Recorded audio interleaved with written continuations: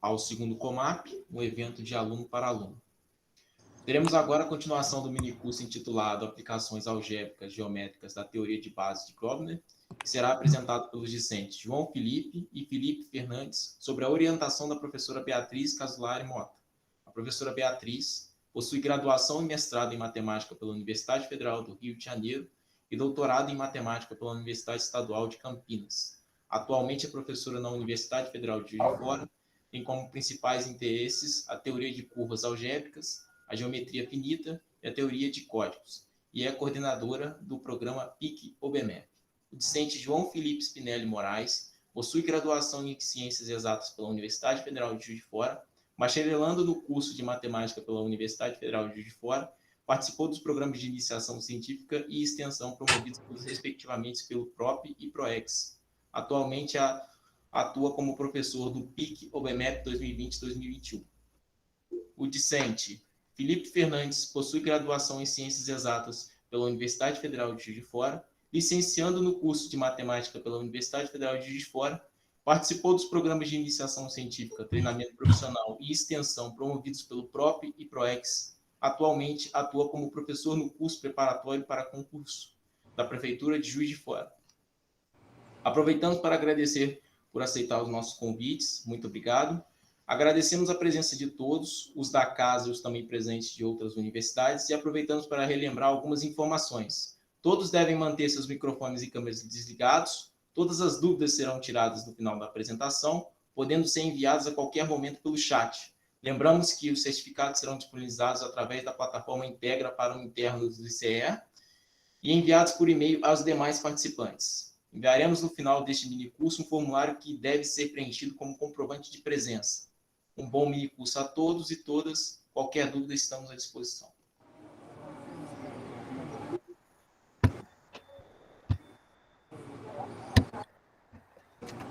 Então, pessoal, boa tarde a todos e todas novamente. Estamos aí para o nosso segundo dia de minicurso. Agradecer também novamente a oportunidade de podermos estar aqui. Então, vamos dar início aí ao nosso segundo dia de apresentação. Dividiremos hoje aqui em duas partes. Na primeira, a gente vai fazer um breve resumo do que foi passado no primeiro dia. E depois vamos para a parte mais bonita da nossa apresentação, que são as aplicações. Então, vamos lá. Só recordando aqui bem rapidinho, na terça-feira falamos de ideais, ou seja, dado um anel comutativo com unidade A, dizemos que um conjunto contido nesse anel é um ideal de A se a soma de dois elementos pertencentes a esse ideal está no ideal e a multiplicação de um H por um F, onde F pertence ao ideal e H pertence ao anel, também pertence ao ideal. O anel e o conjunto vazio são ditos ideais triviais de A. E aqui o assunto que dá nome ao nosso trabalho, né? São as bases de Grobner. Recordando aqui a definição de base de Grobner, seja um ideal contido em um anel de polinômios com várias variáveis e uma ordem monomial fixada, dizemos que o subconjunto finito não vazio G, que contém esses polinômios, contido nesse ideal, é base de Grobner para o ideal com respeito à ordem monomial fixada, se para todo polinômio do ideal existe um G pertencente a esse conjunto, tal que monômio líder de G é divisível pelo monômio líder de F. Como comentamos, essas bases de Grobner não são únicas, e por isso a gente define aqui também uma base de Grobner mínima, que é uma forma de dar uma enxugada aí nessas bases de Grobner. Então, G vai ser uma base de Grobner mínima para esse ideal, quando dois elementos, GI e GJ, pertencerem a G, tais que o monômio líder de GI não divida o monômio líder de GJ, para todo I diferente de J. A gente já consegue dar uma enxugada, mas ainda assim essas bases não são únicas. E agora, as bases de Grobner reduzidas, essas sim serão únicas, e a definição delas é a seguinte. G é uma base de Grobner reduzida para o ideal, se é mínima, como já vimos aqui anteriormente, e seus elementos são mônicos. Ou seja, um GI pertencente a G implica que o monômio líder de GJ não divide M, para qualquer M pertencente a esse conjunto de monômios de GI, onde I diferente de GJ. Então, olha só, essa daqui vai ser importante para a gente, porque todo ideal não nulo admite uma dessas bases e ela é única.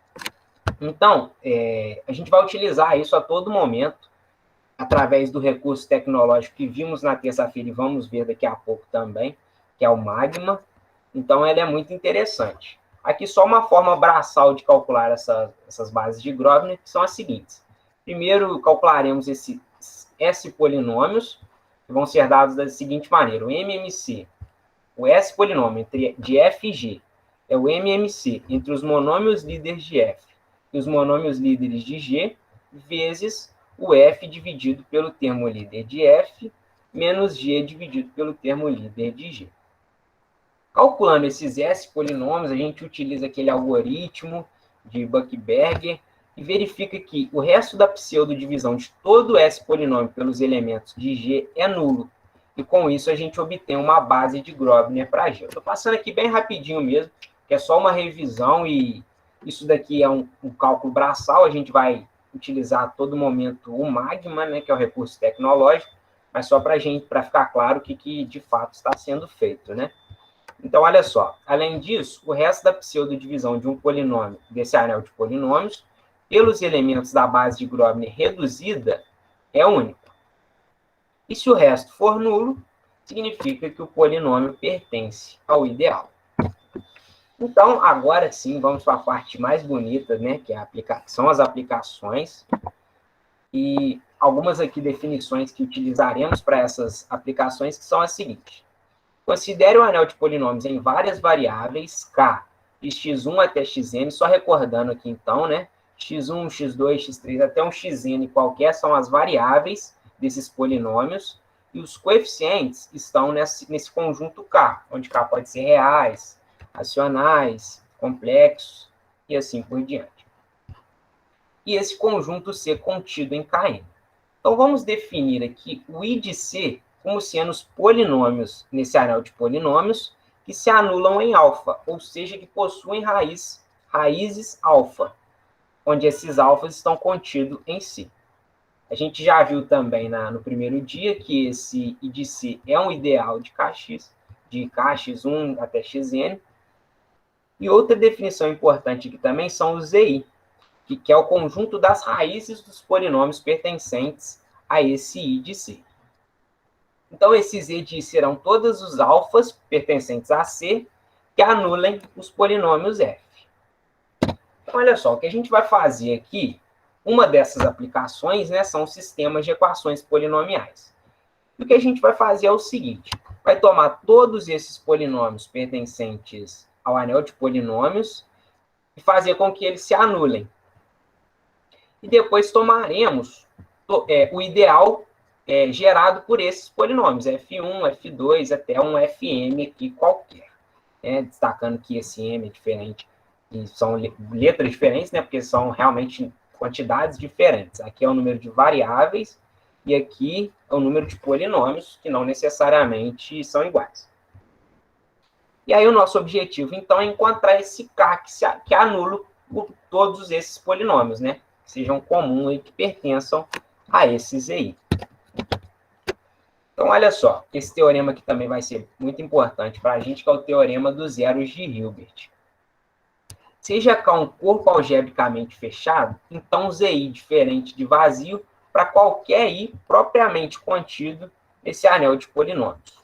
Um corpo é dito algebricamente fechado quando suas raízes estão todas as raízes dos polinômios se anulam nesse conjunto. Então, vou dar um exemplo aqui só para isso ficar claro, que os reais não é algebricamente fechado, porque eu consigo definir esse polinômio x ao quadrado mais 1, né? Se a gente resolver isso aqui igualando a zero, a gente encontra que x ao quadrado é menos 1, e o valor que é elevado ao quadrado dá menos 1 é i e menos i, né? Como a gente sabe, i e menos i não pertencem ao conjunto dos reais, e por isso R não é algebricamente fechado. essas definições vão ser importantes para a gente. E olha só, ZI diferente de vazio é se somente se o ideal é diferente desse anel de polinômios. Ou seja, podemos dizer que o sistema não terá solução quando o sistema não terá solução quando um pertencer ao ideal. Ou seja, ZI vai ser diferente de vazio somente se o 1 não pertencer ao ideal. Se o 1 pertencer, o ZI é vazio, então o sistema não tem solução. Seja o sistema de equações polinomiais F1, F2 até Fm, todos iguais a zero, como a gente já viu, com esse ideal, F1 até Fm, a gente vai encontrar uma base de Grobner reduzida para esse ideal, e pelo teorema dos zeros de Hilbert, vamos verificar se o 1 pertence ou não ao ideal. Se o 1 pertencer, o sistema não tem solução. Se o 1 não pertencer, o sistema tem solução. O mais interessante aqui é que esses sistemas serão equivalentes. Então, Z de I é igual a Z do conjunto gerado por G. Então, isso vai facilitar bastante as nossas contas. Vamos entender isso aqui melhor através dos exemplos. Olha só. Colocamos aqui um sistema 3x3, onde as variáveis são x, y e z. E aqui já está exatamente no formato que colocamos, né? Tudo igual a zero. Então, temos menos x mais y menos z igual a zero, x menos y mais z igual a zero, x menos y menos z igual a zero. A gente quer resolver esse sistema e encontrar as raízes desse sistema. Então, o primeiro passo aqui é determinar esse ideal, que contém que é gerado por esses polinômios que estão aqui antes da igualdade. Então, menos x mais y menos z, x menos y mais z, e x menos y menos z, esse será o nosso ideal. Agora, vamos utilizar o recurso tecnológico, né, que é o mapa, essa calculadora online aí, que vai nos ajudar a encontrar a base de Grobner reduzida. Então, vamos lá, olha só. Definimos aqui as nossas variáveis, que são x, y e z, em um anel de polinômios com coeficientes racionais, e aqui a quantidade de variáveis, que são 3, e aqui vamos colocar os nossos polinômios. Menos x mais y menos z é o primeiro polinômio, x menos y mais z é o segundo, e x menos y menos z é o terceiro polinômio. A gente quer encontrar uma base de Grobner reduzida aqui, então, quando a gente colocar esse programa para rodar, olha aqui, o nosso resultado será esse daqui, x menos y e z. Ou seja, voltando para a apresentação aqui, a base de Grobner será exatamente aquela que a gente encontrou, com aqueles polinômios que a gente encontrou, x menos y e z. E olha só que interessante.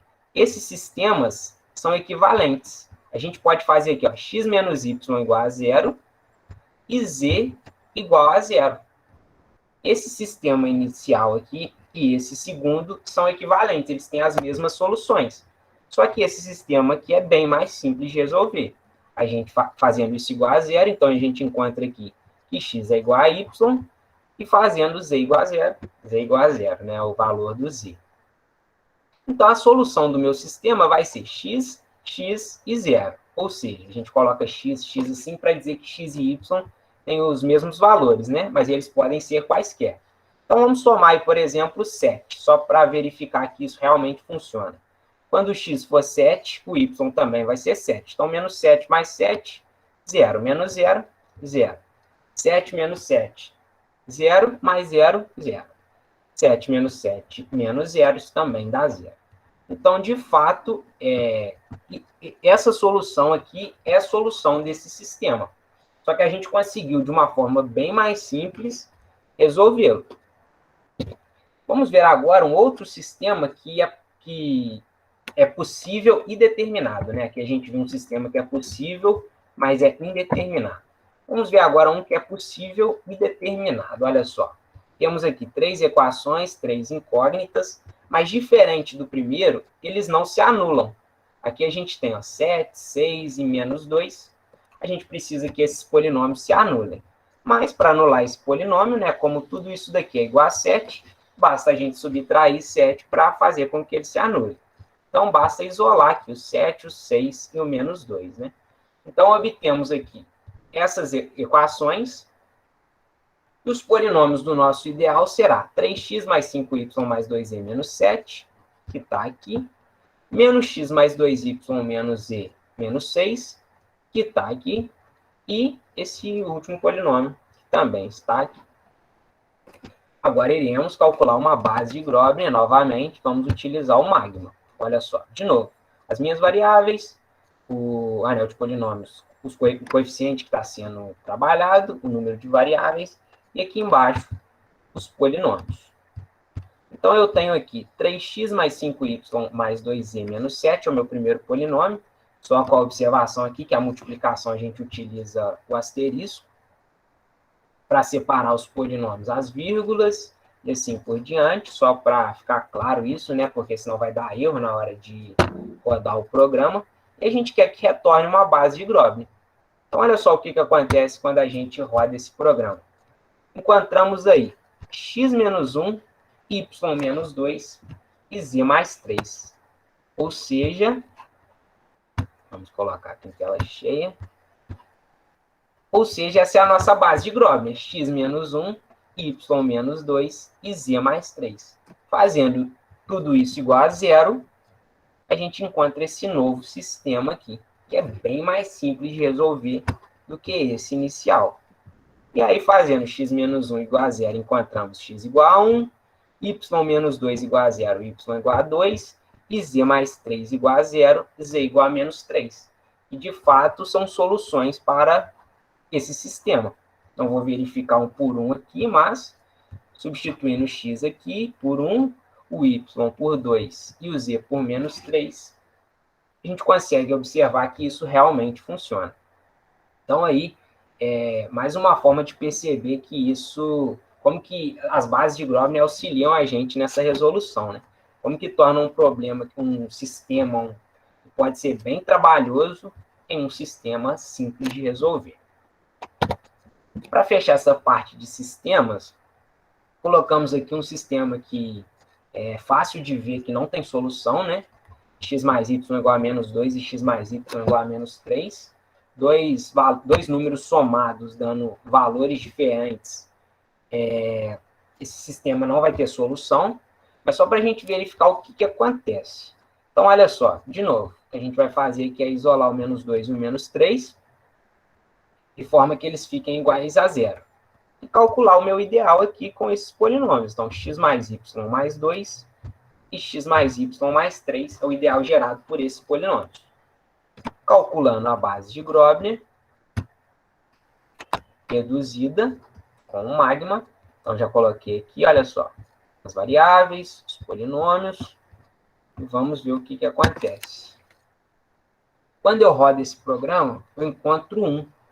E como a gente já falou, quando 1 pertence à base de Grobner, significa que o sistema não tem solução. Então, aqui, como a base de Grobner é igual a 1, o sistema não tem solução. E, de fato, colocamos aqui um sistema bem simples de perceber que não tem solução, para isso ficar claro. Então, nosso objetivo é esse. Encontramos uma base de Grobner, a gente iguala os polinômios a zero, esse sistema vai ser equivalente. Quando a base de Grobner der 1, significa que o sistema não tem solução. Então, essas aí foram os sistemas lineares, né? Uma das aplicações das bases de Grobner. Mas aqui a gente também tem outra aplicação que é muito interessante, que é a coloração de mapas. E a pergunta central é a seguinte: quantas cores são necessárias para colorir um mapa sem que regiões limítrofes, ou seja, regiões vizinhas que fazem fronteira, apresentem a mesma cor? Vamos visualizar isso daqui, olha só. Aqui a gente tem um mapa onde as regiões são representadas aqui por esses retângulos, né?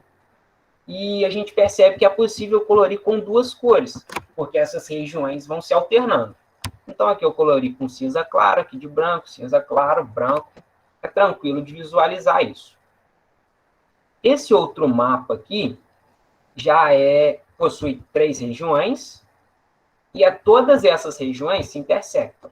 Então, a região circular aqui intersecta essa outra cinza claro, intersecta essa outra que está de cinza em mais escuro, e as cinzas se intersectam também. Então, todas as regiões se intersectam entre si. Então, precisamos utilizar uma cor para cada uma. Então, elas serão coloridas com 3 cores. Já essa daqui, temos que todas as regiões se intersectam, fazem fronteira. Então, novamente, teremos que utilizar 4 cores, já que são 4 regiões.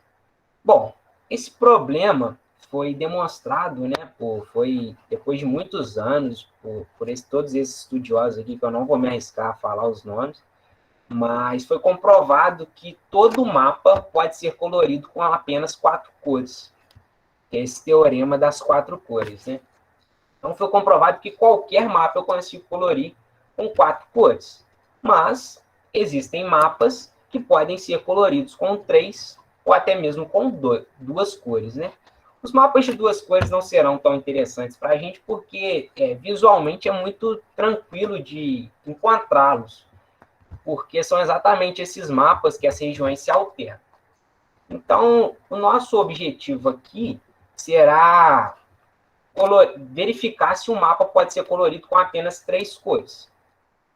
Então, só para isso aqui ficar bem claro, todo mapa é possível de ser colorido com 4. Mas existem mapas que podem ser coloridos com 3. Então, a gente quer verificar se quando dado um mapa, se a gente consegue colori-lo com 3. Beleza, olha só. Então, vamos algebrizar o nosso problema. Aqui a gente vai fazer o seguinte: identificar cada cor como uma raiz cúbica do polinômio complexo, f de x igual a x ao cubo menos 1. Fazendo isso aqui, x ao cubo menos 1 igual a 0, né, vamos encontrar 3 raízes complexas, o próprio 1, né, 1 ao cubo menos 1 dá 0, e outras 2 raízes complexas, mas essas raízes em si não serão, a gente não precisa conhecê-las, né, porque não é o nosso objetivo. O nosso objetivo aqui é identificar as cores. Então, essas raízes representarão as cores. Então, os valores dela em si não são interessantes para a gente aqui. Mas só para deixar claro que são as raízes desse polinômio. Então, olha só, o que a gente vai fazer é identificar cada uma das n regiões com uma variável. Então, tomaremos aqui todos esses xi, com i variando de 1 a n. Então, x1, x2, x3 até xn, para representar essas regiões. Ou seja, cada região receberá uma variável, ou seja, cada região será colorida de uma cor, mas essas cores se restringem a 3, que são essas raízes. Então, nosso objetivo aqui é encontrar essas raízes que vão coincidir, podem se coincidir, obviamente, mas esse é o nosso objetivo, identificar quais cores são iguais, quais cores são diferentes. Então, olha só, para toda região xi que eu pegue e eleve ao cubo, isso vai dar 1, porque quando elevado ao cubo tem que dar 1 para anular aqui com 1. Então, toda região ao cubo é igual a outra região qualquer, também essa variável, né, elevado ao cubo, onde j e k aqui representam um desses valores. Então, fazendo aqui essa igualdade, podemos resolvê-la, isolando aqui o xk. Então, teremos xj ao cubo menos xk ao cubo, isso dando 0. Diferença de cubos. A gente consegue fatorar dessa forma. Xj menos xk vezes xj ao quadrado mais xjk mais xk ao quadrado. Isso dando 0. Uma multiplicação dando 0, ou o primeiro termo dessa multiplicação é 0, ou o segundo. Se o primeiro for 0, isso vai dizer para a gente que xj é igual a xk, ou seja, as regiões representadas por xj e xk possuem a mesma cor. No entanto, em caso de regiões vizinhas, essas variáveis não podem se coincidir, ou seja, essa primeira parte não pode ser zero. Então, com certeza, essa segunda parte deve ser igual a zero. Ou seja, a modelagem do nosso problema será a seguinte: nós faremos xi ao cubo menos 1 para todo i, com o i variando de 1 a n, e xj ao quadrado mais xk mais xk ao quadrado, onde xj e xk representam regiões vizinhas. Então, para todas as regiões vizinhas, nós introduziremos essa equação.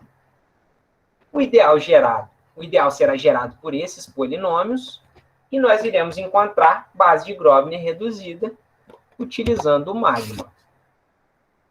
Então, vamos ver isso através de um exemplo. Olha só.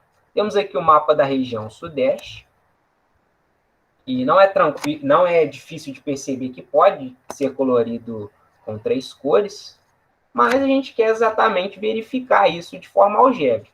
Então, vamos ver, olha só. A primeira coisa que vamos fazer é identificar cada região com uma variável. Então, tá aqui, Minas Gerais vai ser x1, São Paulo, x2, Rio de Janeiro, x3, e Espírito Santo, x4. Cada região devemos colocar todas as regiões ao cubo menos 1 igual a zero. Então, isso vai valer para todas essas regiões. Então, tá aqui, x1 ao cubo menos 1, x2 ao cubo menos 1, x3 ao cubo menos 1, x4 ao cubo menos 1, tudo isso dando zero. Então, o primeiro passo é esse. O segundo é eliminar as regiões que... dizer para o programa quais as regiões que fazem fronteira. E no caso aqui, Minas e São Paulo estão representados por x1 e x2, então temos aqui, ó, x1 ao quadrado, mais x1, x2, mais x2 ao quadrado. Minas e Rio, que é definido nessa segunda equação. Minas e Espírito Santo, nessa terceira. São Paulo e Rio de Janeiro, x2, x3, está aqui. E, por último, Rio de Janeiro e Espírito Santo, nessa última equação. Então, olha só, a gente quer resolver um sistema que tem 9 equações. Não é um sistema simples de resolver, mas, como já vimos, as bases de Grobner vão nos auxiliar. Então, tá aí, ó. Primeira coisa é definir esse ideal que contém todos esses polinômios. Todos esses polinômios aqui que estão antes da igualdade. Então, esse será o nosso ideal. Calculando uma base de Grobner, olha só, já adiantamos aqui no magma, né? Então, as variáveis aqui, só reforçando, o conjunto no qual os coeficientes estão e a quantidade de variáveis. E aqui todos os polinômios do nosso sistema. Quando a gente roda aqui, né? Calculamos essa base de Grobner. Encontramos essa base de Grobner. Então, olha que coisa bonita. O sistema que possuía 9 equações, agora passa a ter somente 4. Então, basta que a gente iguale esses polinômios da base de Grobner a zero. Então, aqui, x1 mais x3 mais x4 igual a zero, x2 menos x4 igual a zero, e assim por diante. Então, simplificamos bastante o nosso problema. Antes tínhamos aqui, ó, 9 equações, agora temos somente 4. Como já vimos, esses sistemas são equivalentes, então basta resolver esse sistema e encontramos as soluções do primeiro sistema. Como um não pertence a essa base de Grobner, significa que o mapa pode ser colorido com 3 cores. Então, vamos fazer aqui a coloração, a interpretação dessas equações, né? Percebemos que, quando resolvemos de baixo para cima, a coloração é mais simples de resolver. Então, fazendo isso, olha só, vamos pegar lá a última equação, que é essa daqui, x² ao cubo menos 1 igual a zero. Essa equação, que foi a que a gente utilizou na modelagem do problema, diz para a gente que a região x4 pode receber qualquer cor. Então, a gente escolhe aqui uma cor qualquer, por exemplo, o vermelho. x4 representa o Espírito Santo, então colorimos aqui de vermelho. x3 ao quadrado mais x3, x4 mais x4 ao quadrado significa que as regiões representadas por x3 e x4 devem receber cores diferentes, como a gente já viu lá na modelagem do problema. Então, olha só, como a região x4 já recebeu a cor vermelha, a região x3 deve receber uma outra cor.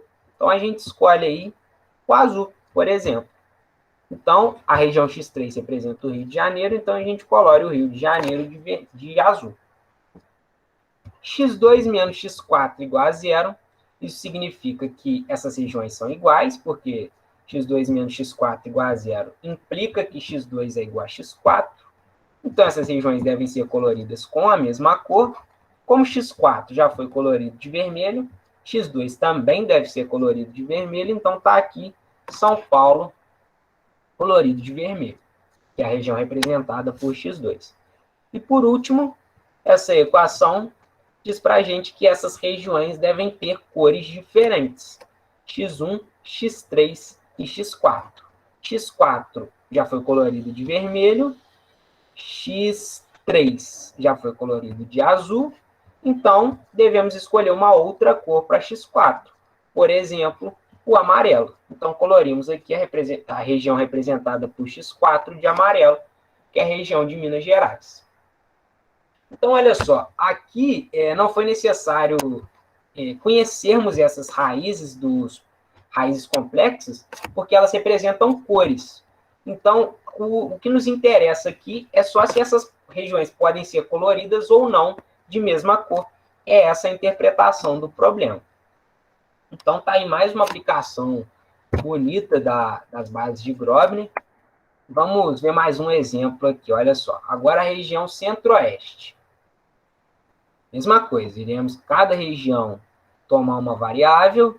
Então, o Distrito Federal será x1, Goiás será x2, Mato Grosso x3 e Mato Grosso do Sul x4. A mesma coisa para todas as regiões.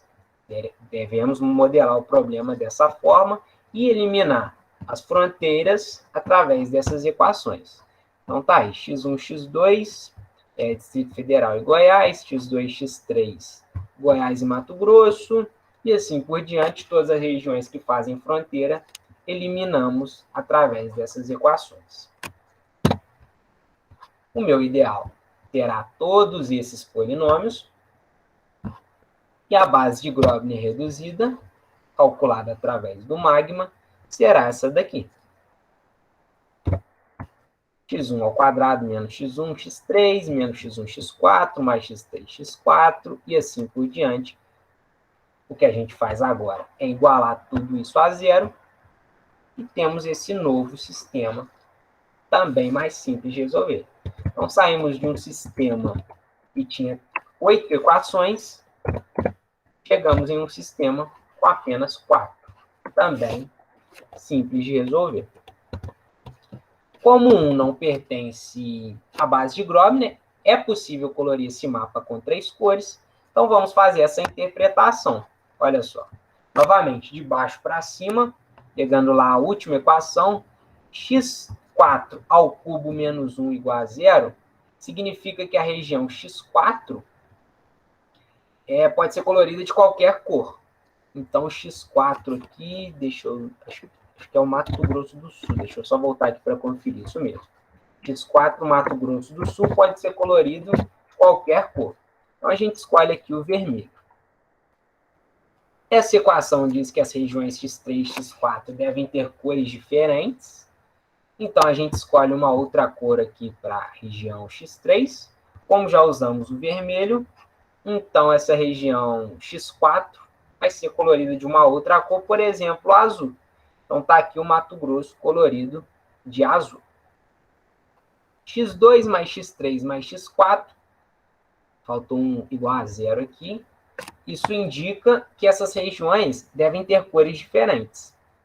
Então, como x4 já foi colorido de vermelho e x3 colorido de azul, a gente escolhe uma outra cor para a região x4. Por exemplo, o amarelo, então, Goiás está aí colorido de amarelo. Por último, essa equação aqui, que não tinha aparecido lá no primeiro problema, x1 ao quadrado menos x1, x3 menos x1, x4 mais x3, x4. Essa equação terá algumas manipulações, teremos que fazer somá-la com as anteriores, fazer algumas manipulações aqui que não são tão simples, mas também não são tão difíceis, né?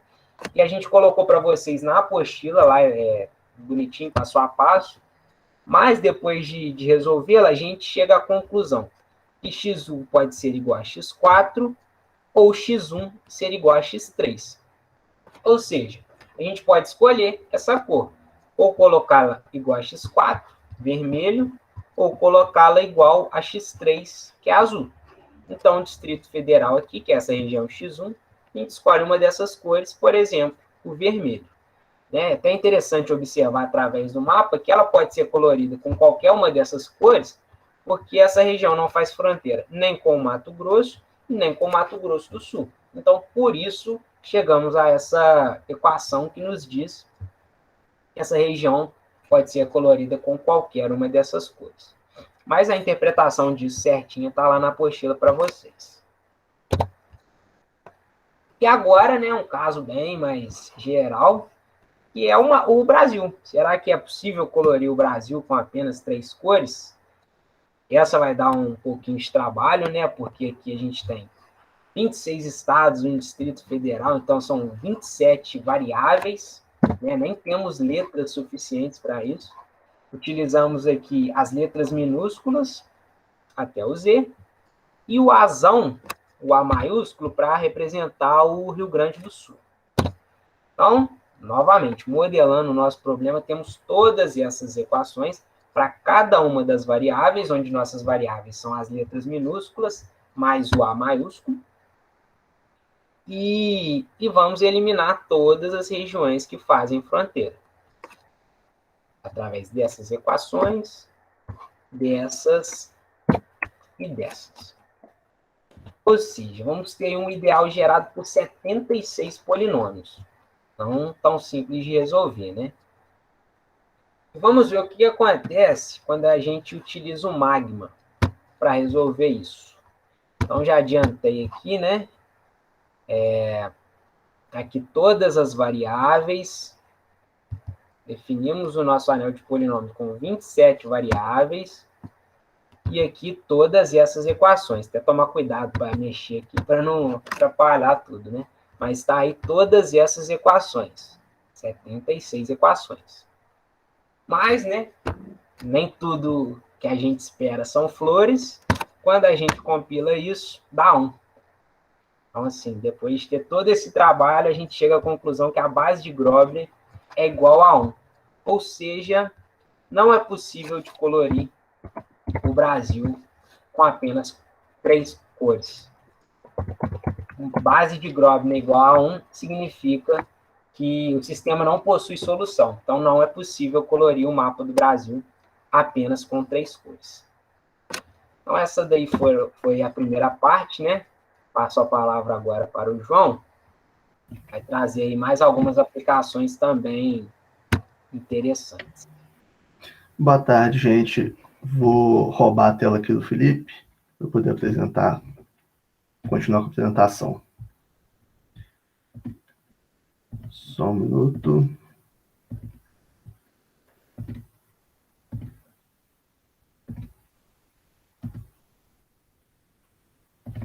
Vocês conseguem ver a minha tela? Está carregando. Conseguimos. Está na apresentação certinho? Tá, sim. Então, beleza. Então, vamos lá. Então, agora a gente vai tentar usar toda essa teoria que a gente construiu, né, de base de Grobner para resolver também sudokus. O que são sudokus? São quebra-cabeças japoneses compostos por uma matriz n ao quadrado por n ao quadrado, composta por n ao quadrado sobre matrizes n por n. Vamos lá.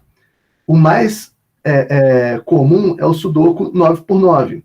Então, é uma matriz com 9 vezes...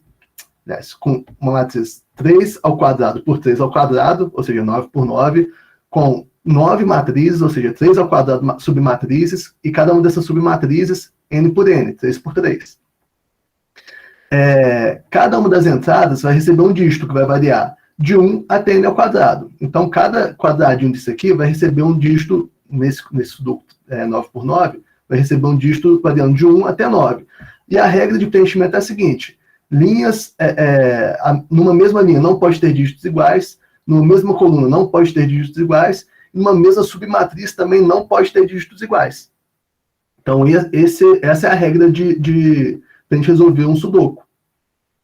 E o que acontece também é que algumas entradas têm que ser previamente preenchidas para a gente já, têm que ser dadas para a gente. Conjectura-se que no sudoku 9×9, o número mínimo de entradas para a gente conseguir resolver um sudoku, esse sudoku são 17 entradas. Mas é uma conjectura, não existe prova disso ainda. Então, um exemplo de sudoku é esse aqui. E vamos ver qual vai ser a nossa estratégia para utilizar a base de Grobner para conseguir resolver um sudoku de uma forma mais simples do que ficar tentando quebrar a cabeça de fato, né? A gente vai fazer uma estratégia parecida com o que a gente fez com a coloração de mapas. A gente vai identificar cada entrada da matriz como uma incógnita XL. Então, esse XL vai variar de 1 até n à quarta. Se a gente tem uma matriz n ao quadrado por n ao quadrado, vamos ter n à quarta entradas. Então, cada entrada a gente identificou uma incógnita XL. Beleza. Os valores possíveis dessa incógnita vai ser exatamente os valores das raízes n ao quadrado ésimas da unidade. Antes, lá na coloração de mapas, a gente tinha 3 possíveis raízes. Agora a gente vai ter n ao quadrado raízes possíveis. E o que a gente não quer? O que a gente não quer é que linhas tenham o mesmo dígito, colunas tenham o mesmo dígito e submatrizes tenham o mesmo dígito.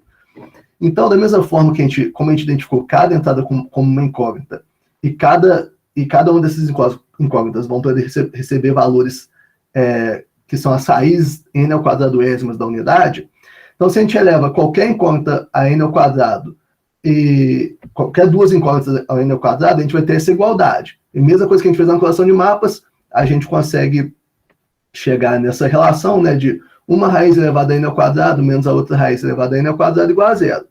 Fatoramos e chegamos ao seguinte: xj menos xk vezes todo esse polinômio aqui é igual a zero. Se xj e xk forem entradas na mesma linha, ou na mesma coluna, ou na mesma submatriz, a gente não quer que isso aqui seja igual a zero. A gente não quer igualdade entre essas entradas. Então, a gente vai obrigar que esse segundo polinômio seja igual a zero. Então, como que a gente modela o nosso problema? Bem parecido com a coloração de mapas mesmo. Cada entrada, cada incógnita vai ser uma raiz n ao quadrado ésima da unidade, e regiões e entradas que estejam na mesma linha, ou na mesma coluna, ou na mesma submatriz, não podem ser iguais. Então, segundo essa fatoração aqui, a gente tem esse resultado. O nosso ideal vai ser exatamente o ideal gerado pelos polinômios do sistema, desse sistema aqui, e o problema vai ter solução da mesma forma, se um não pertencer à base de Grobner que a gente vai calcular para esse ideal. O que é interessante aqui também, que já está embutido aqui nessa primeira equação, mas às vezes a gente não fica tão claro, é que cada entrada dessa vai receber uma incógnita, mas a gente tem que declarar qual que é o valor que ela recebeu. Então, cada valor desse é uma raiz. Então, nas nossas equações, a gente tem que declarar cada entrada que já está preenchida, a gente tem que declarar isso nas nossas equações. Vamos ver um exemplo disso para ficar claro. Vamos pegar esse sudoku 4×4, que descobri ontem também que ele pode ser chamado de sudoku. Então, esse sudoku 4×4, então as variáveis, os dígitos vão poder ser 1, 2, 3 ou 4, e a gente foi reestruturar essas entradas. A primeira entrada é 1, essa terceira entrada é 4, a sexta entrada aqui é 2, e a 12ª entrada aqui é 3. O que a gente vai fazer? Identificar cada entrada como uma incógnita, então vai variar de x1, x2, x3 até x9, e aí depois, por conta do magma, para a gente não ficar escrevendo, é chato de ficar digitando essas incógnitas no magma, eu escolhi representar daqui para frente como xa, xb, xc até xg. Então, temos 16 incógnitas, e a gente tem que declarar agora as nossas equações da seguinte forma: x1 elevado à quarta menos 1 igual a zero, x2 elevado à quarta igual a zero, beleza. tem que declarar também que o x1 menos essa entrada aqui é igual a zero, o x3 menos essa entrada também é igual a zero, e assim por diante, com as entradas que a gente já tem. E, além disso, temos que excluir as possíveis igualdades entre entradas que estejam na mesma linha, na mesma coluna ou na mesma submatriz. Então, quando a gente faz todas essas equações, cada entrada vai ser uma raiz quarta da unidade, e, além disso, o x1, o x3, o x6 e o xc, a gente já sabe quais são os valores dele. 1, 2, 4 e 3. Beleza. Para facilitar também na rodagem do magma, a gente vai identificar o 1 por R, o 2 por menos R, o 3 por S e o 4 por menos S. Então, a nossa primeira entrada lá era 1. Ou seja, x1 menos 1 tem que dar 0.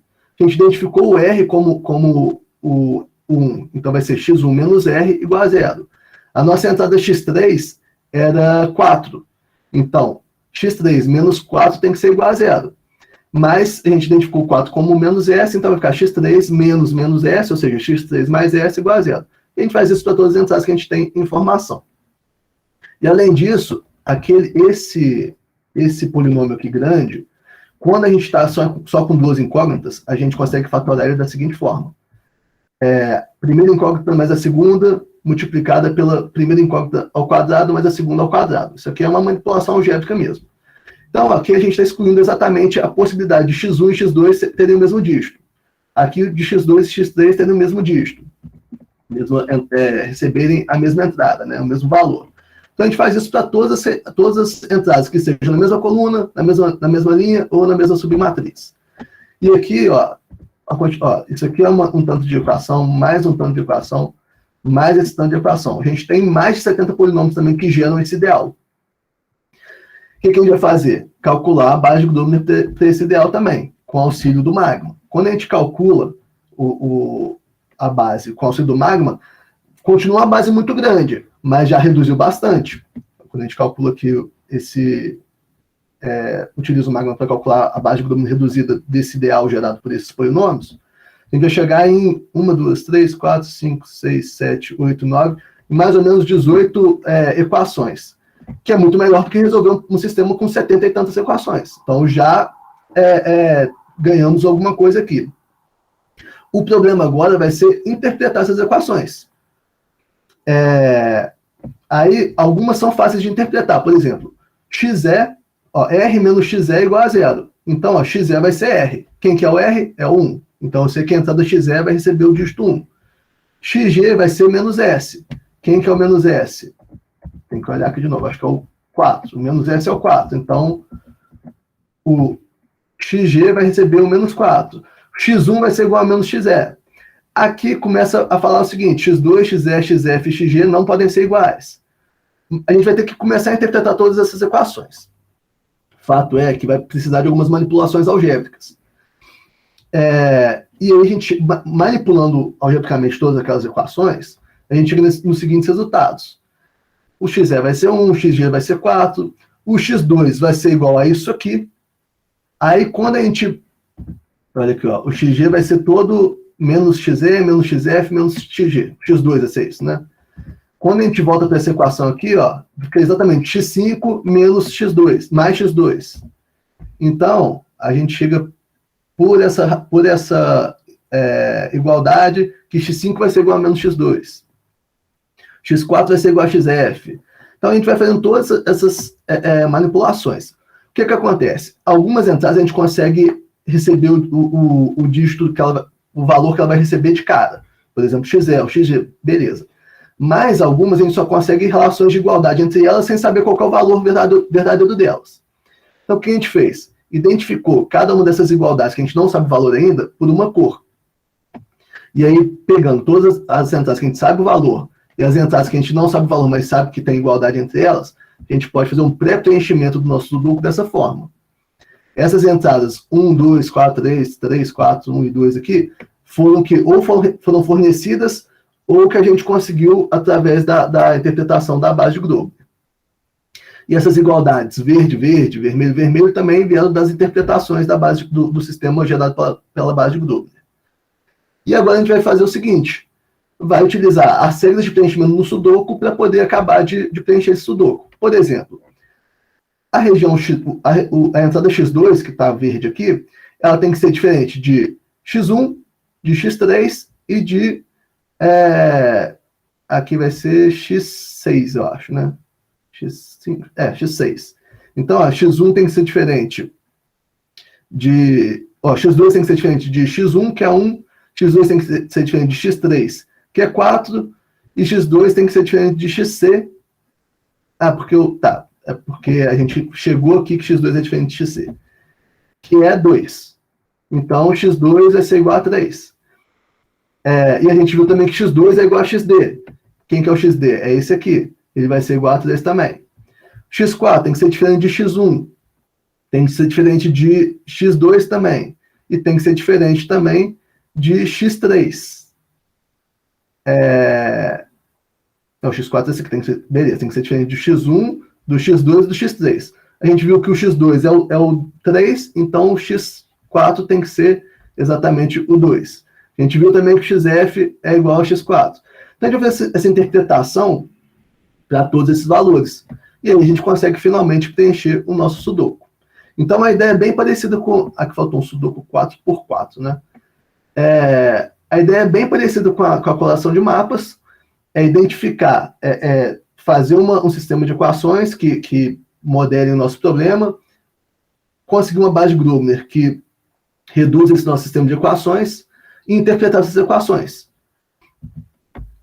Beleza. Então, vimos um terceiro emprego da teoria da base de Grobner para resolver Sudokus. E aí, outra coisa, né? Esse aqui é um Sudoku 4x4. Deu 70 e tantos polinômios. Um Sudoku 9x9 vai dar muito mais polinômios. Então, a dificuldade vai crescendo de fato. Vamos usar, então, tudo que a gente aprendeu até agora para fazer validação de teoremas geométricos. Antes de a gente começar a aplicar, de fato, essa tentativa de validar o teorema geométrico, a gente precisa de algumas ferramentas algébricas ainda. Então, é o seguinte, dado um polinômio no anel de polinômios com coeficientes em R e variáveis x1 até xn, a gente diz que esse polinômio T segue diretamente dos polinômios H1, H2, HS também nesse mesmo anel de polinômios, se esse polinômio T pertence ao conjunto de polinômios cujas raízes são as mesmas raízes dos polinômios que são dos polinômios gerados por H1, H2, HS.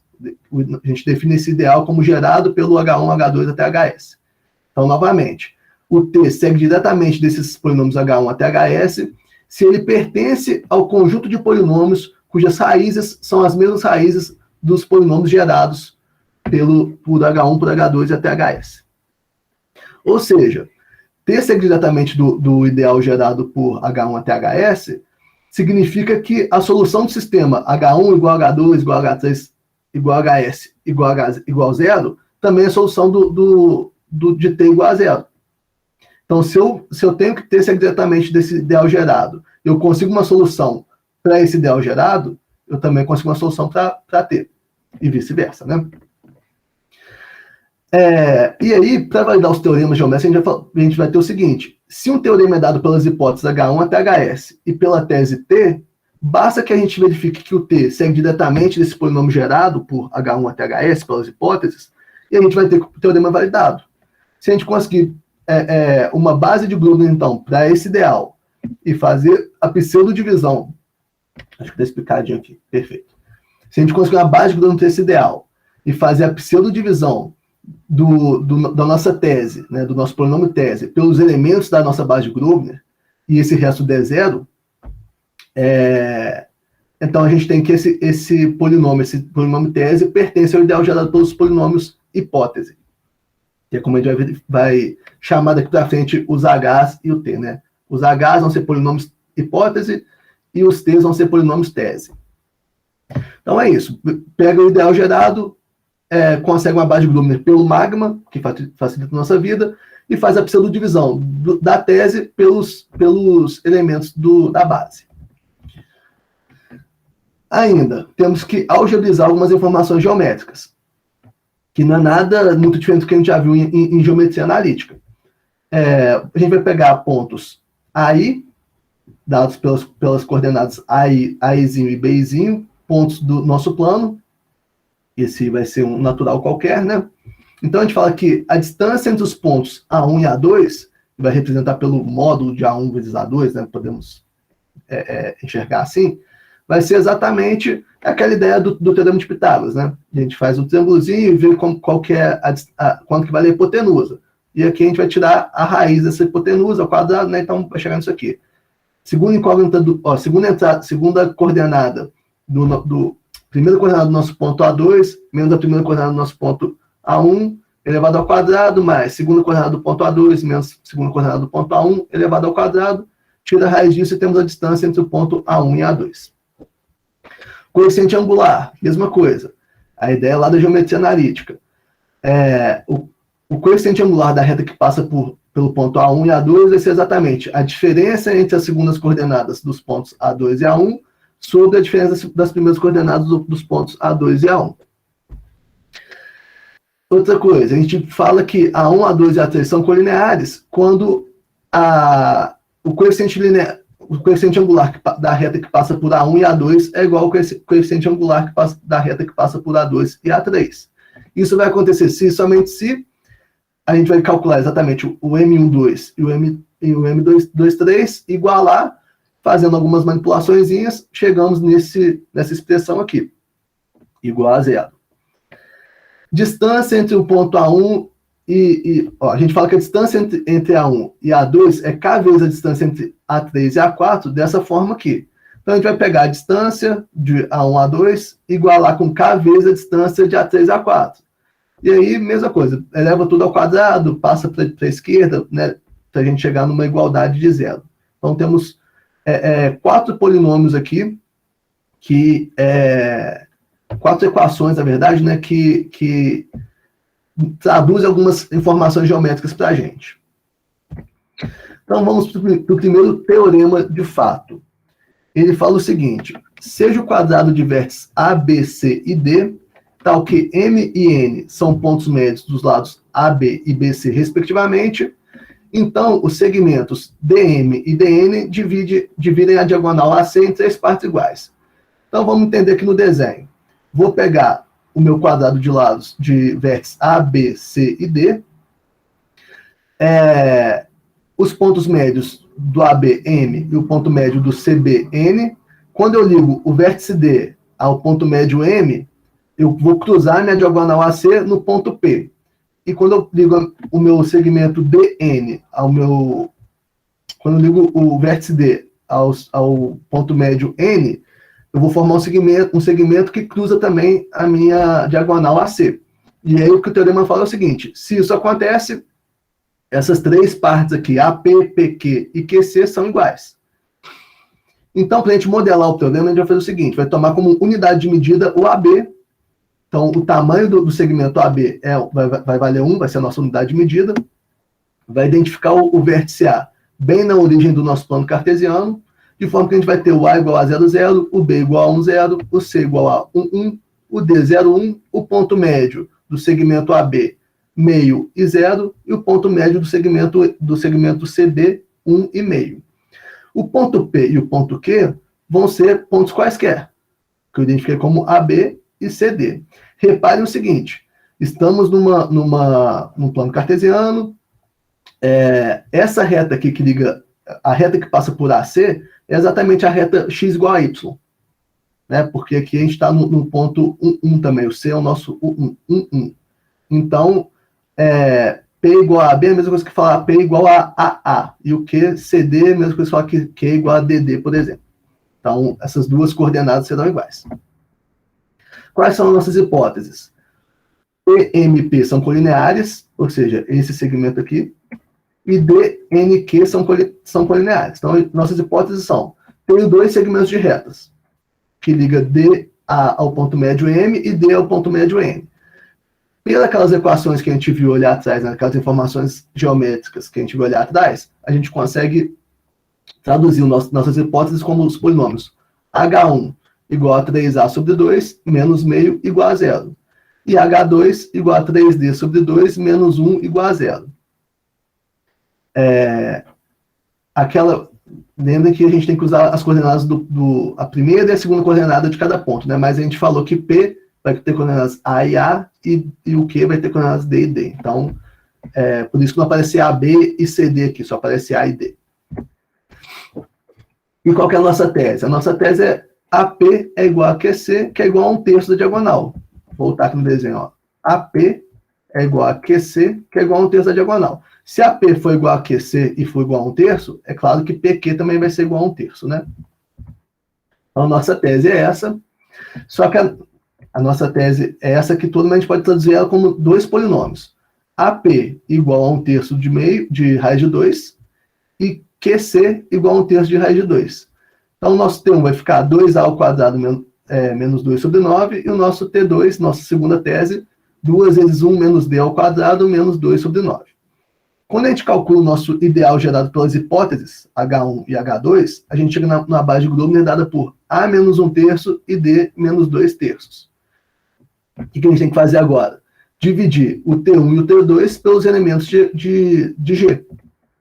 Quando a gente faz essa pseudodivisão, a gente, de fato, chega dividindo o T1 e o T2 pelos elementos de G, né? Tá certo. Então, T1 dividido pelos elementos de G vai dar resto zero. E T2 dividido pelos elementos de G também dá resto zero. Ou seja, T1 e T2 pertencem ao ideal gerado por H1 e H2. Então, T1 e T2 seguem diretamente de H1 e H2, o teorema está validado. Então, conseguimos provar um teorema, um teorema geométrico só utilizando informações algébricas, né? Só utilizando o teorema de base de Grobner. Mas o que vai acontecer se o meu polinômio tese não pertencer ao ideal gerado pelos polinômios hipótese? Quer dizer que o teorema não é válido? Então, existem alguns exemplos que está lá na apostila, que a gente sabe que geometricamente ele é verdadeiro, e quando a gente calcula a base de Grobner, a gente vê que a tese não está nessa base de Grobner. Então, a gente vai ter que ter alguma estratégia para driblar esse acontecimento, né? E conseguir chegar na verdade. Então, antes a gente tem que definir mais algumas... tem que dar mais algumas definições e alguns resultados algébricos, que são os seguintes. Vamos definir o que é o ideal radical do I, né? Então, dado um ideal I no anel A, a gente fala que o ideal radical de I, que vai ser representado pela raiz de I, é composto pelos elementos de A, tais que A elevado a N pertencem ao I. Esse N tem que ser um natural não nulo. E aí tem... O Felipe já mostrou para a gente o teorema dos zeros de Hilbert, mas tem uma versão forte desse teorema, que diz o seguinte: seja K um corpo algebricamente fechado, então, para todo ideal não nulo, e nesse anel de polinômios com coeficientes em K e variáveis x1 até xn, a gente tem que o ideal radical de I é exatamente o conjunto dos polinômios cujas raízes são as raízes dos polinômios gerados pelo I. Então, a gente tem essa igualdade aqui, se o meu K é algebricamente fechado e o meu I é um ideal definido em K x1 até xn. Um corolário desse teorema é o seguinte: seja K um corpo algebricamente fechado e I um ideal gerado pelos polinômios f1 até fn. O ideal também definido em K x1 até xn. Então, um polinômio f qualquer desse anel de polinômios pertence ao radical I, ao ideal radical de I, se e somente se o ideal gerado pelos polinômios f1 até fn e pelo polinômio 1 menos ef é igual a exatamente o anel o anel de polinômios com coeficientes em K e incógnitas x1 até xn e z. Esse z é uma variável auxiliar. Ou seja, dizer que esse ideal gerado é igual a esse anel de polinômios é a mesma coisa que dizer que o 1 pertence a esse ideal gerado. Faltou um parênteses aqui, né? Então, pegando a versão forte do teorema dos zeros de Hilbert e pegando o corolário, o que a gente quer é verificar se se a nossa tese pertence ao conjunto de polinômios que são zerados pelas mesmas raízes dos polinômios gerados pelo I. Então, com esses dois resultados, a gente tem o seguinte: o T pertence a esse conjunto, que é exatamente igual ao radical de I, somente se essa G', que vai ser uma base de Grobner reduzida para esse meu novo ideal aqui, é igual a 1. Né? Porque se 1 pertence a esse ideal gerado aqui, com essa variável auxiliar, a base de Grobner para ele tem que ser igual a 1.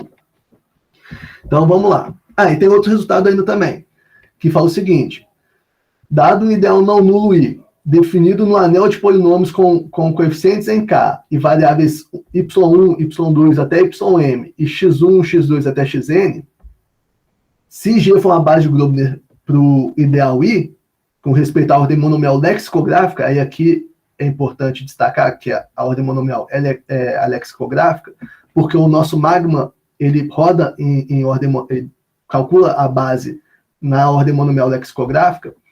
Então, se o G é base para esse ideal, a interseção do G com o anel de polinômios em x1, o anel de polinômios com coeficientes em K e variáveis x1 até xn, ou seja, é uma restrição desse anel de polinômios aqui. Então, a interseção da base com essa restrição é exatamente, também uma base para o ideal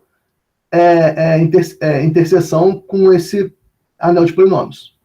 Então, pega um ideal definido no anel de polinômios grandão. Pega uma base de Grobner para esse ideal. A interseção dessa base de Grobner com o meu ideal, com o meu anel mais reduzido, vai ser base de Grobner também para o meu ideal interseção com esse anel mais reduzido. Então, qual vai ser a nossa estratégia daqui para frente agora para validar teoremas geométricos? Vai ser o seguinte: peguei um T, vou pegar o polinômio tese e ver se ele pertence ou não ao ao ideal gerado pelos polinômios hipótese. Se a minha tese segue diretamente das minhas hipóteses, o teorema está validado. Se o meu T não pertence a esse ideal, se o meu T não segue diretamente das minhas hipóteses, eu não paro por aí. Eu não posso afirmar que o meu teorema não é válido. O que eu vou ter que fazer? Vou calcular uma base de Grobner reduzida para o ideal gerado pelas hipóteses e por 1 menos o Z vezes T, se Z é uma variável auxiliar e o T é a tese, calculo uma base de Grobner para esse ideal aqui. Se essa base for 1, o teorema está validado também. Se a base não for 1, eu ainda vou tentar tirar esses casos aqui, que é o que a gente chama de casos degenerados. Então, o que eu vou fazer? Vou pegar e calcular uma base de Grobner para o ideal gerado pelos polinômios hipótese, ou seja, H1 até Hn, pelo polinômio 1 menos ET, que é esse aqui já, e pelos polinômios 1 menos αi, ri. Esse αi vai ser uma variável auxiliar, qualquer, tipo Z, e o ri é exatamente os elementos que estão na interseção da base G2 com o meu anel de polinômios de x1 até xn. Então, eu vou restringir ainda vou pegar os elementos que estão nessa restrição, né, do G2 interseção com K de x1 até xn.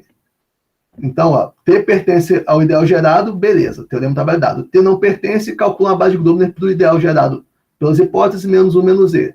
Deu base igual a 1, teorema validado.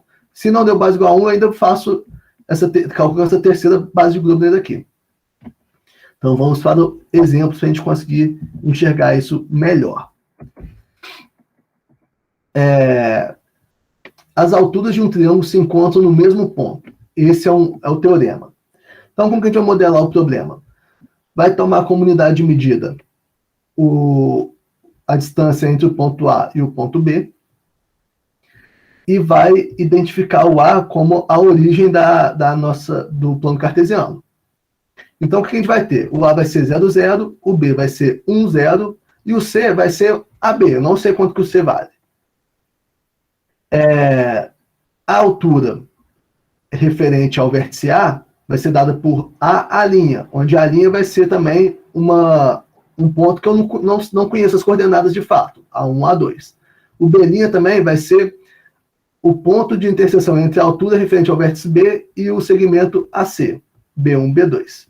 E o C' vai ser o ponto de interseção entre a altura referente ao vértice C e o segmento AB, C1, C2.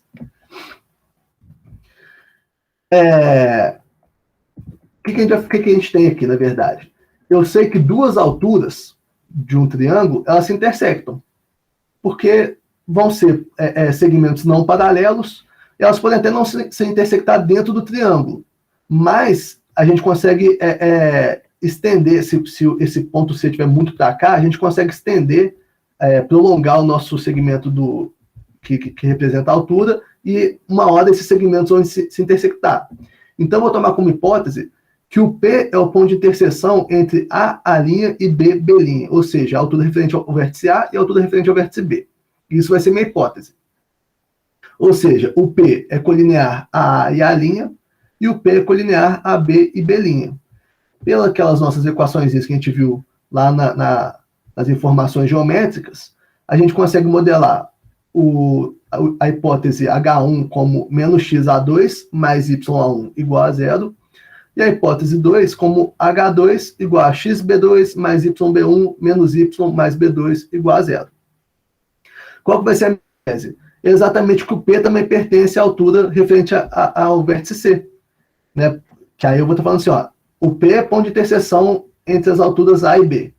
Se o P é colinear a C e C', então o P também pertence à altura referente a C, ou seja, todas elas se encontram no mesmo ponto. Então a minha tese pode ser modelada como C, P e C' são colineares, e aí vai ficar esse polinômiozinho aqui. T igual a x menos A, menos xc2, menos yb, mais yc1, menos ac1, mais bc2 igual a 0. O que eu vou fazer? Vou tomar o meu ideal como o gerado pelos meus polinômios hipótese e calcular uma base de Grobner para ele. A base de Grobner que eu chego é essa aqui. Essa é a minha base de Grobner. O que eu tenho que fazer? Testar se as minhas teses são pseudo-divisíveis pelos meus polinômios que compõem a minha base. Quando eu divido a minha... Tem uma tese só, né? Quando eu divido a minha tese pelos elementos da base de Grobner, e lembrando que uma pseudodivisão pelos elementos da base de Grobner independe da ordem, o resto vai independer da ordem que a gente faz aqui. Então, eu testei nessa ordem, não consegui dividir, meu resto deu diferente de zero, então o meu T não pertence ao ideal gerado pelos polinômios hipótese. Ou seja, o meu T não segue diretamente das hipóteses. O que a gente vai fazer? Temos H1, H2 e as teses dadas por esses polinômios, e o T não pertence ao ideal gerado pelas hipóteses. Então, a gente vai calcular agora uma base de Grobner do ideal gerado pela hipótese 1, pela hipótese 2, e por 1 menos Z vezes a minha tese. Quando eu calculo vai ser calculado dessa forma aqui, né? A gente anuncia todas as variáveis, o número de variáveis e os polinômios que vão compor. Então, é o polinômio hipótese 1, hipótese 2 e 1 menos Z vezes o meu polinômio tese. Calculo a minha base de Grobner, eu chego nessa base de Grobner gigante aqui, que é diferente de 1, claramente ela é diferente de 1. O que eu vou fazer? Calcular os casos degenerados. Pegar a minha base de Grobner, que eu acabei de calcular, essa G2 aqui gigante, e fazer a interseção dela com o meu anel de polinômios nas variáveis x, y, a1, a2, b1 e b2, que são as variáveis que fazem parte dos meus polinômios hipótese. Quando eu faço essa interseção, eu chego nesses elementos. Então, são esses elementos que eu não quero que participem mais do meu ideal. Eu quero, né, não é que não participem do meu ideal, eu quero evitá-los. Como que eu faço para evitá-los? Calculo a base de Grobner para o ideal gerado pelo polinômio H1, pelo polinômio H2, por 1 menos Z vezes a tese, e por 1 menos W vezes o primeiro polinômio, 1 menos R vezes o segundo polinômio, e 1 menos S vezes o terceiro polinômio. Z, W, R e S são variáveis auxiliares, não importa para a gente qual é o valor delas. Quando eu calculo essa base de Grobner aqui, vai ser exatamente calculado dessa forma, a gente chega exatamente no resultado igual a 1. Ou seja, a minha base de Grobner para esse ideal aqui é igual a 1. E como a gente viu na nossa estratégia de resolução de validação de teoremas geométricos, o teorema está validado. Então, eu cheguei. Então, de fato, as três alturas de um triângulo se intersectam no mesmo ponto. E falo de novo, né? Pode ser que a altura esteja para fora, mas a gente consegue estender as alturas e vai ter um ponto de interseção. Outro teorema é o seguinte: sejam A, B e C os vértices de um triângulo cujos pontos médios do lado AB é M e do lado CM é N. Então, o M é ponto médio do AB e o N é ponto médio do CM. Se P é a interseção da reta que passa por AN com o lado BC, ou seja, P, interseção do BC com a reta que passa por AN, então, o tamanho do segmento PB é igual a 2 vezes o tamanho do segmento CP. A distância de PB é 2 vezes a distância de CP. Então, o que a gente quer provar é exatamente, a nossa tese é exatamente essa aqui, e as nossas, vamos modelar primeiro, né? Vamos pegar a comunidade de medida, o tamanho AM, e agora a gente vai identificar o M, o ponto médio de AB, como a origem, de forma que a gente vai ficar com M igual a 0, 0, o A igual a menos 1, 0, o B igual a 1, 0, o C não sei quanto que ele vale, XY, o N vai ser exatamente o ponto médio entre C e M, que vai ser X2 sobre Y2, e o P vai ser AB, que eu também não sei quanto que vale. Três hipóteses. P pertence a CB e N pertence a AP. P pertence a CB e N pertence a AP. É o que o teorema usa para construir o que a gente quer. E a nossa tese é PB igual a 2 vezes CP. Então, de novo, usando aquelas informações geométricas, né, algebrizadas, nosso primeiro polinômio hipótese é dado por isso, e nosso segundo polinômio hipótese dado por isso aqui, igual a 0. A tese vai ser exatamente dada por esse polinômio, e aí eu tenho que o meu ideal vai ser gerado pelo polinômio H1 e H2.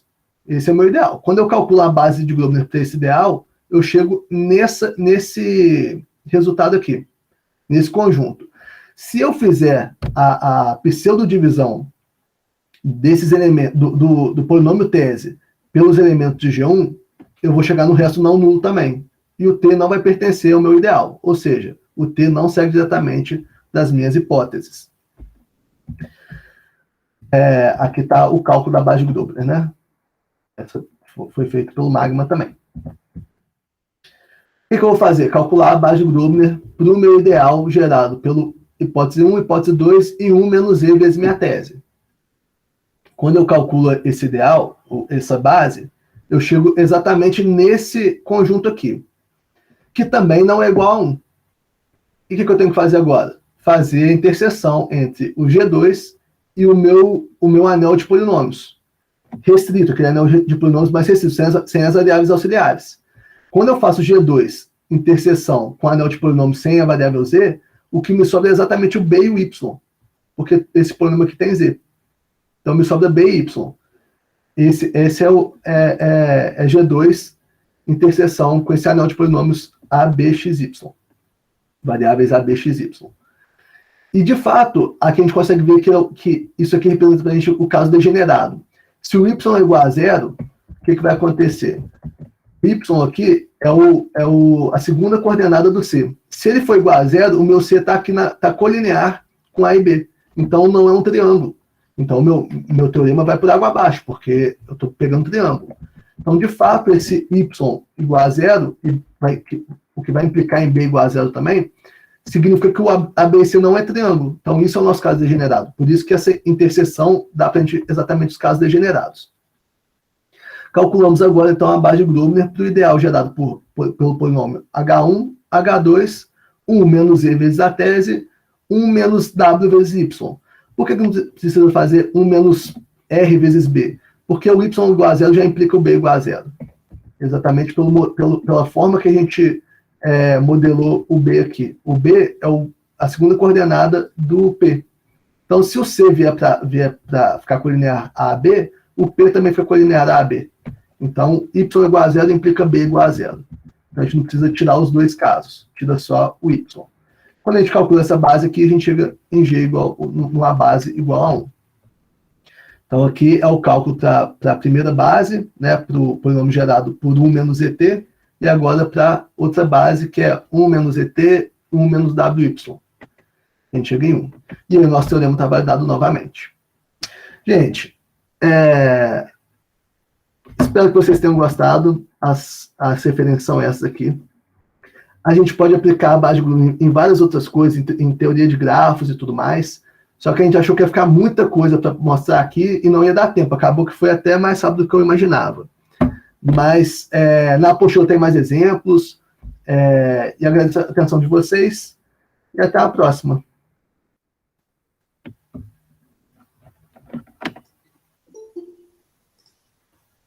Bom, vocês disponibilizarem, a gente vai abrir espaço para perguntas agora. Já foram feitas 2 perguntas. Vocês se importam? Pode fazer, por favor.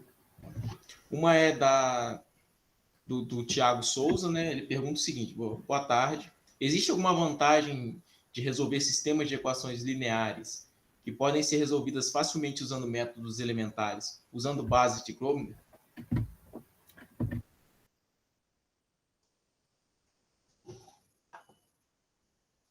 Então, aqui a gente trouxe problemas mais simples, né? Realmente para ilustrar, para ficar isso bem claro, mas então nesses casos particulares que utilizamos, talvez não seria interessante.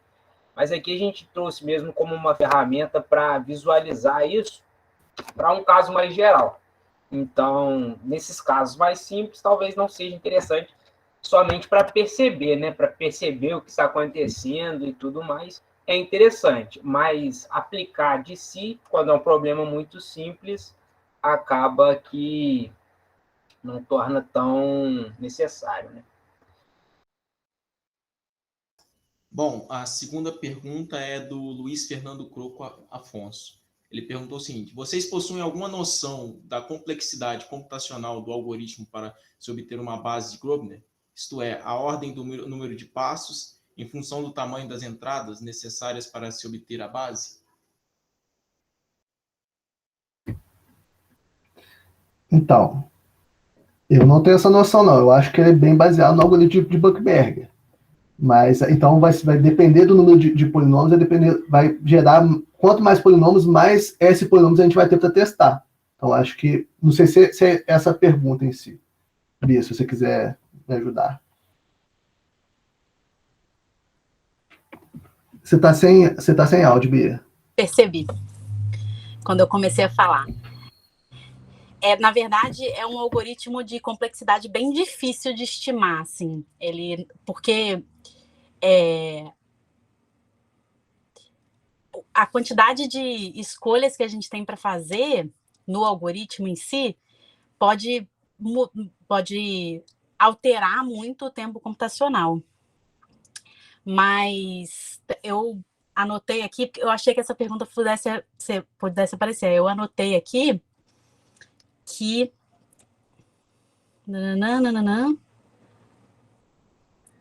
Bem, o algoritmo, claro, o tempo vai depender do número de variáveis que você vai colocar. Então, a gente tem uma questão para resolver sistema, foi a pergunta antes. Se a gente tiver um sistema com... Você pode pensar assim, vou usar esse algoritmo, então, para resolver quando o meu sistema tiver uma quantidade bizarra de variáveis. Mas isso, a quantidade de variáveis é um expoente no tempo computacional do negócio. Então, vai piorar bastante o tempo computacional. Uma restrição que a gente tinha, em particular usando o Magma, que foi o que eu propus para o Felipe e para o João usarem, é que a gente usa essa calculadora do Magma gratuita. E ela tem um tempo limite de computacional. Assim, a gente, inclusive, quando tentou fazer um sudoku maior, lembra, a gente atingiu o tempo limite do gratuito. O que não significa, o tempo limite dele é curto no gratuito mesmo.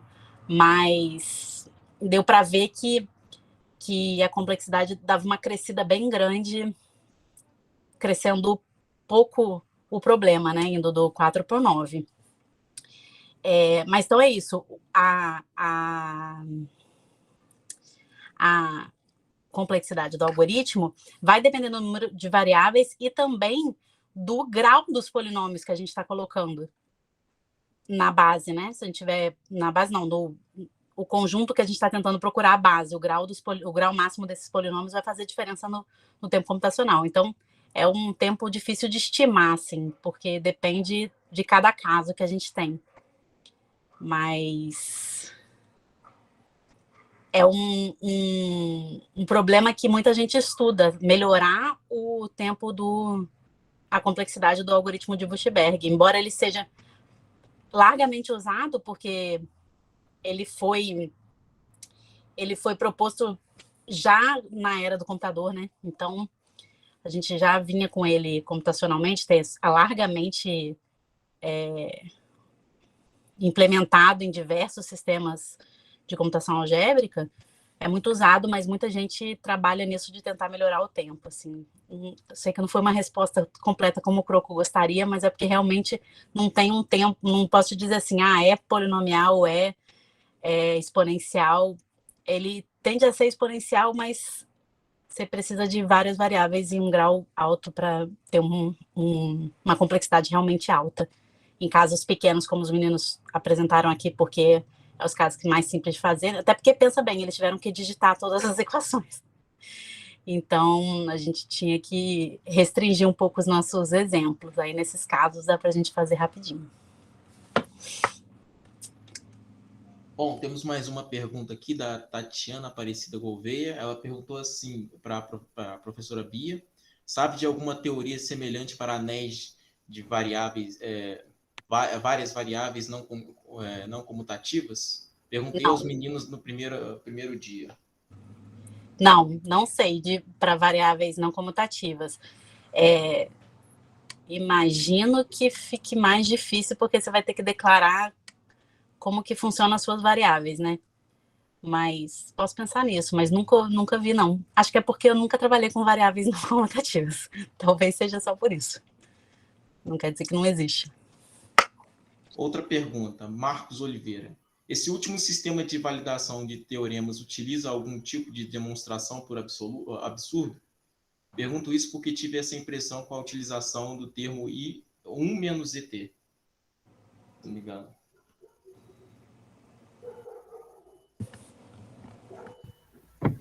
Vou tentar responder. Não, a demonstração, você está falando do teorema de validação de teoremas geométricos, né? Acho que é isso. Com certeza é isso, né? 1 menos ET. Na verdade, isso aparece exatamente porque quando a gente começa a trabalhar com os pontos no plano, o R não é algebricamente fechado. A gente tem que, para a gente lançar a mão do teorema Ford de Hilbert, a gente tem que considerar o corpo dos complexos. E aí a gente acaba tendo informações que não são necessárias para a gente. A gente faz aquela restrição da interseção justamente para a gente tirar os casos degenerados, que são casos que não informam nada para a gente. E é ali que aparece o menos ET. Na demonstração do teorema de Hilbert, não usa a demonstração, não é por absurdo. Ela não é por absurdo.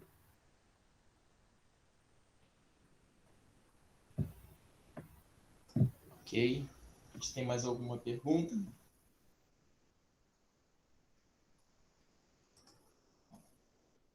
Bom,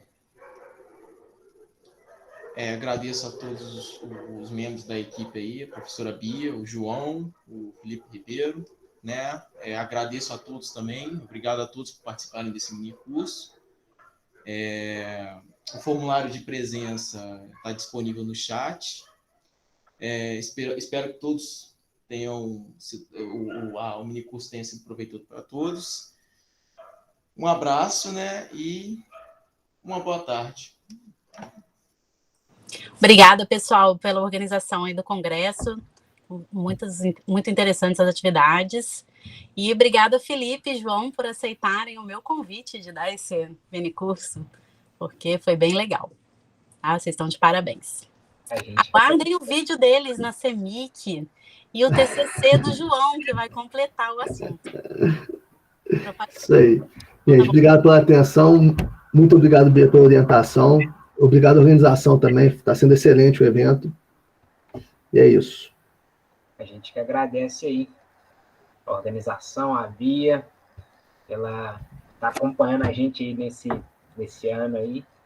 E a todos vocês aí pela atenção. Um abraço. Tchau, tchau. Tchau, gente. Obrigada. Boas férias.